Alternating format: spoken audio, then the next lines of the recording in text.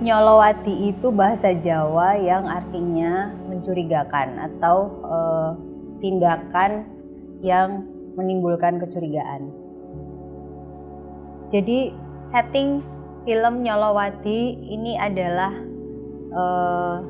latar di mana sudah terjadi situasi darurat kelitih, sehingga masyarakat sudah tidak memiliki kepercayaan terhadap anak muda dan melakukan razia gitu. Melakukan razia setiap anak muda keluar masuk kampung. Nyolowati ini menceritakan tentang seorang anak SMA yang mengalami trauma sebetulnya karena dia kehilangan kakaknya gitu. Kakaknya ini dibacok di jalan, dikelitih lah bahasanya kalau bahasa Jawa. Kemudian dia memiliki trauma sekaligus rasa yang tidak bisa dia definisikan terhadap Gir, karena Gir ini adalah sesuatu yang sudah merenggut nyawa kakaknya gitu. Film ini tuh kan bicara tentang latar belakangnya memang fenomena kelitih. Kemudian Mia mencoba untuk mengambil salah satu kejadian di balik itu gitu, atau setelah itu gitu, dampaknya apa sih. Seorang adik yang tadinya sangat dekat dengan kakaknya, kemudian kakaknya harus tiba-tiba meninggal. Seorang ibu yang bangga dengan anaknya yang baru kerja, terus tiba-tiba anaknya harus meninggal tanpa salah apa-apa, tiba-tiba nyawanya harus hilang gitu. Mereka kayak sendiri-sendiri untuk mencoba menyelesaikan dukanya gitu.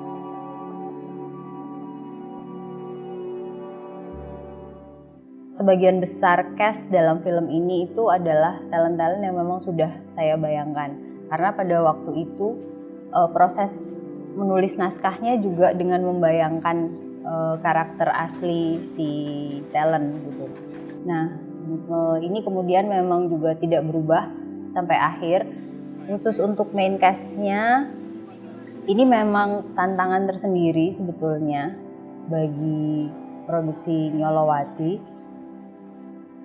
Pada waktu itu sudah ada cast lain untuk menjadi karakter Ardi, tapi kemudian dia tidak bisa terlibat, sehingga kami harus melakukan recast gitu dan mengundang teman-teman SMA. Kalau kita bicara soal karakter tokoh kan ada 3 dimensi yang dimunculkan gitu, ada dimensi sosial, dimensi fisik, dimensi psikisnya gitu. Sutradara sangat jelas untuk menyampaikan hal itu, dan itu memudahkanku juga ketika mentreatment teman-teman ketika mengcasting gitu. Cuma memang tantangannya kemarin itu lebih ke gini, karena di film ini kan ada kebutuhan bagaimana setiap tokoh itu memang butuh punya kemampuan dalam hal bela diri gitu ya, atau gerakan-gerakan yang menunjukkan bahwa ada tanda itu sedang melakukan gerakan bela diri. Nah, maka kemarin salah satu tantangannya adalah menemukan tokoh yang secara 3 dimensi dapat, tapi juga ada skill tambahan lain yaitu bisa bergerak. Ya bagi saya sih mendirect teman SMA itu satu tantangan tersendiri ya, karena teman-teman SMA ini mungkin perbendaharaan emosinya masih berbeda dengan teman-teman lain yang sudah lebih matang gitu. Tapi di sisi lain mereka juga memiliki karakter-karakter murni anak SMA yang masih berpikiran bebas, yang masih cuek, santai dan sebagainya gitu. Nah, kemarin sutradara itu menariknya adalah memberikan ruang yang luas gitu untuk tokoh menemukan karakternya melalui diskusi bersama. Jadi bahkan ada treatment yang mungkin agak jauh gitu ya dengan naskah gitu ya. Tapi sebenarnya bukan agak jauh dalam arti dialog-dialognya mungkin agak jauh gitu. Tetapi untuk bisa menemukan karakternya di dalam naskah, maka butuh ada dialog khusus gitu di luar naskah. Itu akhirnya dialog-dialognya lebih ke mendekati peristiwa keseharian kita masing-masing gitu. Masing-masing pernah nggak sih kamu merasa ditepikan gitu atau diduakan gitu sama ibumu bahwa kamu bukan anak nomor 1 tapi anak nomor 2 gitu. Yang paling membuatmu sangat sedih itu apa? Yang paling membuatmu merasa sangat marah itu apa gitu. Emosi-emosi yang sebenarnya ada di dalam naskah tetapi treatmentnya di luar itu. Jadi untuk memancing si aktor bisa mengeluarkan karakternya. Ardi itu memiliki latar belakang yang ketertekanan ya. Dia memiliki ketertekanan, terus dia juga tuh dia punya kakak yang udah meninggal karena kelitih. Jadi dia tuh punya tekanan dari situ. Dan di situ juga tuh ibunya tuh sering bandingin sama kakaknya. Dari situ tuh ada ekspresi yang dibangun dan aku harus jadi Ardi yang kayak gitu. Itu tuh juga salah satu tantangan. Mungkin kalau kesannya sih yang pasti aku seneng ya karena di sini tuh aku bisa explore banyak. Contohnya kayak di sini kan aku juga belajar kayak berantem gitu kan ya. Ya mungkin aku bisa belajar dari situ. Basic-basicnya ya. Jadi mulai dari basic sampai yang ke gerakan-gerakan gitu tuh aku juga belajar di sini. Oke, untuk menjelang proses produksi, untuk menentukan kru juga saya berusaha untuk memilihkan atau mengajak teman-teman yang memang sudah profesional di bidangnya masing-masing gitu, seperti Bang Ojel pada DP gitu, terus kemudian Rizal Umami di art director, kemudian Hasan sebagai Astrada. Nah itu juga yang benar-benar saya jagain gitu. At least Astradanya harus benar-benar yang memang sudah biasa dengan produksi film, kemudian DP-nya yang bisa menyelamatkan palingnya visual film ini supaya visualnya secara visual sudah aman. Tinggal bagaimana nanti DP-nya menerjemahkan konsep dari Mia sebagai director gitu, membantu untuk mewujudkannya dalam bentuk visual. Ya alhamdulillah tim yang we gather akhirnya kita semua bisa bekerja sama untuk mewujudkan film ini.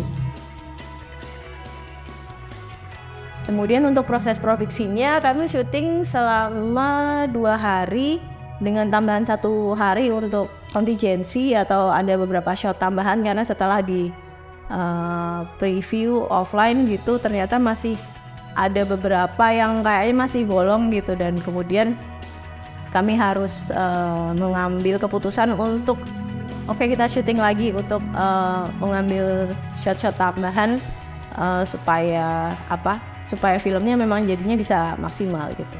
Karena pada akhirnya ini udah bukan tentang uang, kami mendapatkan pendanaan ini kemudian mendapatkan keuntungan dari sini, tidak gitu, karena kami di sini bersama-sama mewujudkan sebuah karya ini bersama sehingga bisa menjadi film yang baik dan layak ditonton untuk masyarakat begitu.